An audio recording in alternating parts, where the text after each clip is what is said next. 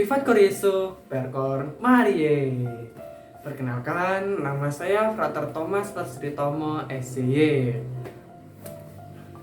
Bacaan Injil hari ini diambil dari Injil Lukas bab 8 ayat 16 sampai 18. Para saudara-saudariku yang terkasih di dalam Tuhan, bacaan Injil hari ini diawali dengan cerita mengenai pelita yang bernyala. Pelita itu dapat berguna dan mampu menyinari orang-orang di sekitarnya apabila ditaruh di atas kaki Dian atau ditaruh di atas tempat tidur. Lain halnya dengan pelita yang ditaruh di bawah tempat tidur atau di tempat yang tersembunyi. Cahaya pelitanya tentu tidak akan bisa menyinari ruangan dengan sempurna.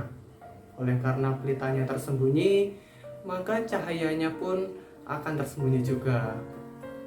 Nah, dari gambaran mengenai pelita itu, kita dapat mengambil dua hal pokok, yaitu mengenai pewahyuan Yesus sebagai sabda Allah dan mengenai upaya atau cara kita menyambut sabda Allah itu sendiri.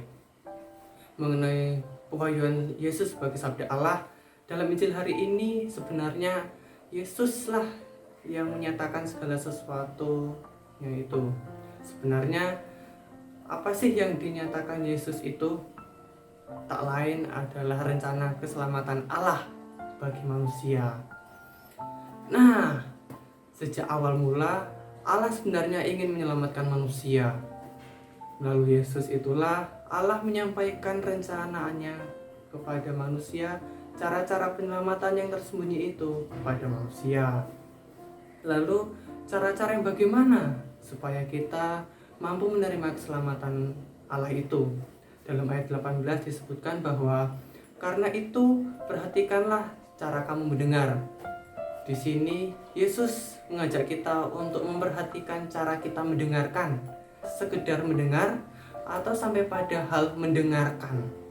Untuk sampai pada hal mendengarkan, kita butuh hati dan pikiran yang terbuka sehingga cahaya keselamatan yang dibawa oleh Yesus sebagai pelita itu tidak tersembunyi, melainkan sampai menyinari kita dan menyelamatkan kita.